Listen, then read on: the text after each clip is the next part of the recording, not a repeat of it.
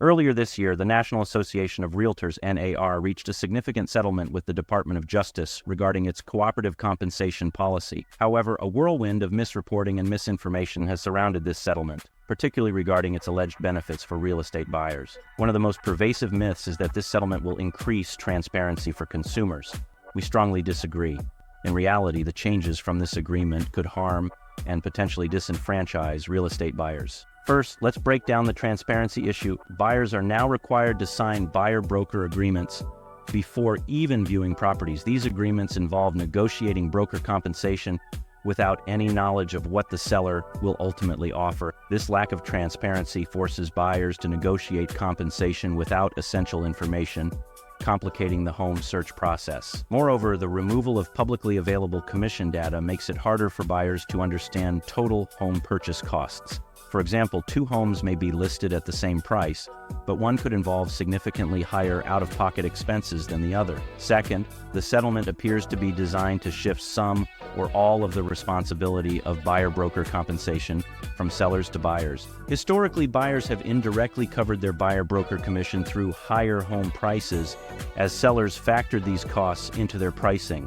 This practice allows buyers to include the broker's commission in their mortgage, enhancing their purchasing power by avoiding upfront costs. However, the recent settlement aims to shift the responsibility of paying the buyer-broker's commission directly onto buyers, requiring them to cover it upfront. This change disrupts the traditional process, where the commission was integrated into the home price and financed over time within the mortgage. As many prospective homeowners struggle with down payments and closing costs, adding the broker's commission could severely diminish their purchasing power and even exclude some from homeownership entirely. Third, buyers are now required to sign agreements with buyer brokers before seeing any properties.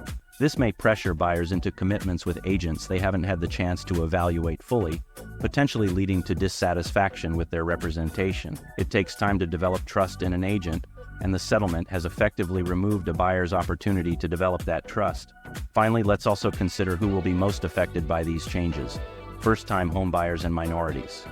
According to Steve Murray, co-founder of Real Trends Consulting, this settlement represents the worst possible outcome for the industry and will end up being punitive to buyers. Ted Tozer, former president of Ginnie Mae, highlighted that adding a broker fee on top of a down payment could set first-time buyers up for failure, and concluded that first-time homebuyers are going to stop existing.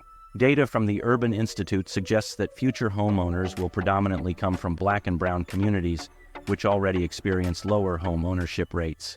This situation is particularly concerning as these changes may further disenfranchise minorities.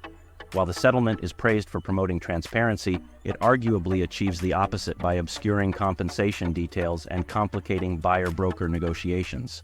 What once was a straightforward process has now become more opaque and challenging for both buyers and brokers. Feel free to form your own opinions, but we believe these changes represent a significant step in the wrong direction for the housing market in general and for buyers in particular. To add insult to injury, and we're not suggesting it was intentional, but the truth of the matter is that the changes that will result from the settlement are in fact inherently discriminatory, and that's just wrong on every level, morally, ethically, and just from a common sense perspective.